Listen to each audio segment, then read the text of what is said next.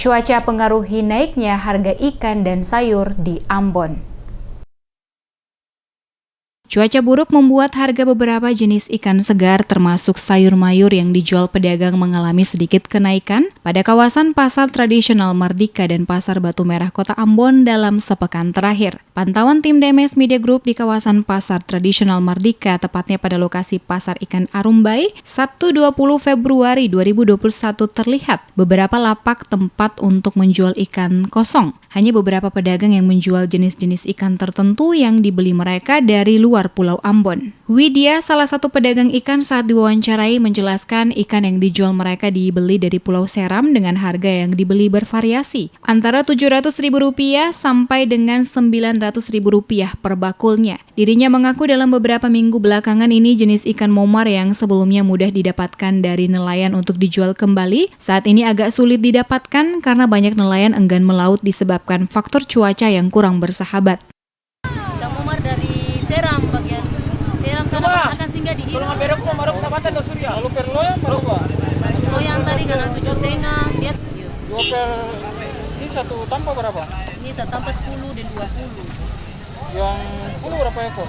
Yang 10 kanal 10 ekor, yang 20 kanal 10 ekor lagi.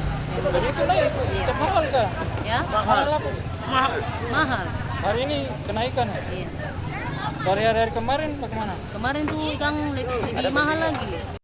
Sementara itu, Syarif yang juga seorang pedagang ikan saat diwawancarai menjelaskan harga ikan cakalang yang dijual mereka sehari-harinya dengan harga Rp80.000 per ekor kini mengalami kenaikan yang cukup tinggi, di mana saat ini harga satu ekor ikan cakalang dijual dengan harga Rp130.000 hingga Rp150.000 per ekor. Dirinya mengaku kenaikan harga ikan ini disebabkan karena ikan sulit didapatkan dari para nelayan. Hal inilah yang menyebabkan terjadinya kenaikan harga ikan dalam sepekan terakhir ini di Kota Ambon.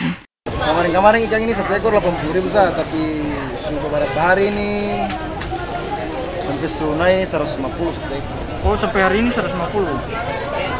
Beberapa hari ini. Jadi ini ikan dari mana nih? Dari Wai.